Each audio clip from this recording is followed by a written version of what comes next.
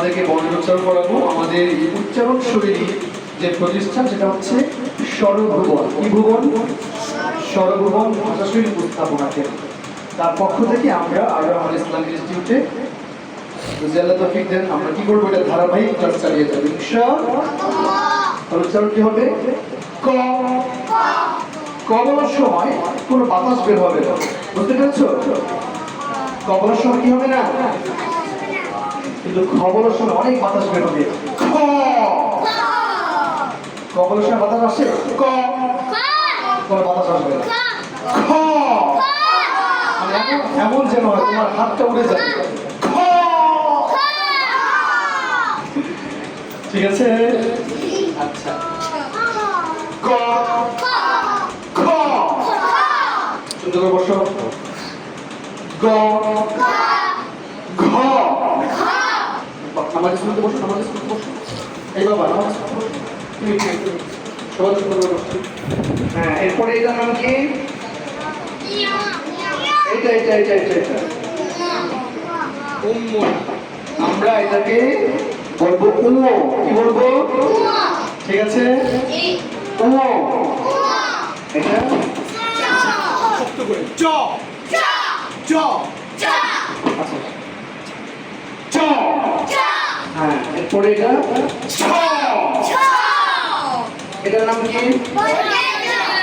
বর্গীয় জ। আজ থেকে আর বলবো না, আমরা এটা বলবো বর্গীয় জ। কি বলবো? বর্গীয় জ। কি জ? ঝ। এটা খুব শক্ত করে ঝ ঝ। ইও। এটা অনেকে বলে নিও, তাই না? আমরা আজ থেকে কি বলবো এটা? ইও। এরপরে ট। সবজি টাটকা। সবজি কি? টাটকা। তেঁতুল টক। সবাই বলে টক টাটকা। এরপরেরটা ঠ। এটা কি? ঠ। জোরে এই দিক তাকাও। এরপরেরটা ড। ড। ঢ। ঢাকা। এটা না না, যখন তুমি দেখবা উপরে মাত্রা থাকবে না তখন সেটা কি হবে? মূর্ধন্য। এটা ত। থ। থালা। থালা। এরপরটা কি? দ। দ। ধরে দ। অনেকে কি বলে হাঁটু ভাঙ্গা দ, তাই না? এই হাঁটু ভাঙ্গা দ আর বলা যাবে না, ঠিক আছে? শুধু দ। এটা হচ্ছে ধ। ধ। এটাতে কি বলা হয়? অনেকে কি বলে? আগে বলতো কান্ডি বান্ডি দ। আচ্ছা, এরপরেরটা দন্ত ন। দন্ত ন। প। প। ফ। ফ বলার সময় বাতাস আমাদের উপরের দাঁত নিচে, যখন আমরা ফা বলি ফায়ের মতো হবে না, দুই ঠোঁট থেকে ফ। ফ।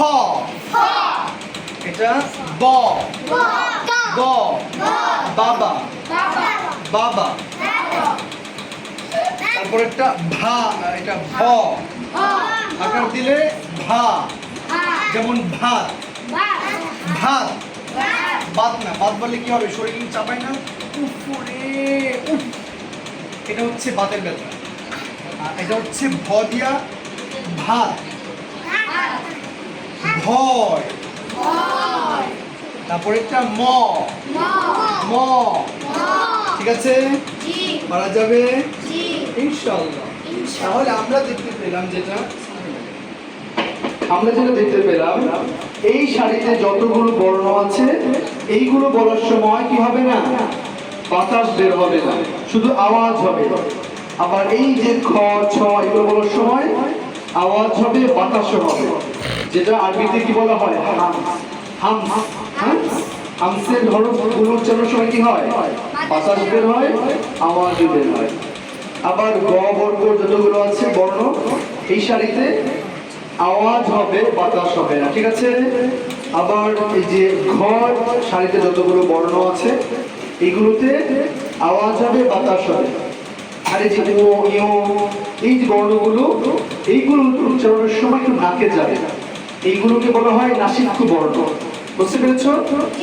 কি বর্ণ? নাসিক্য বর্ণ। ঠিক আছে, তাহলে আজ থেকে, কবে থেকে?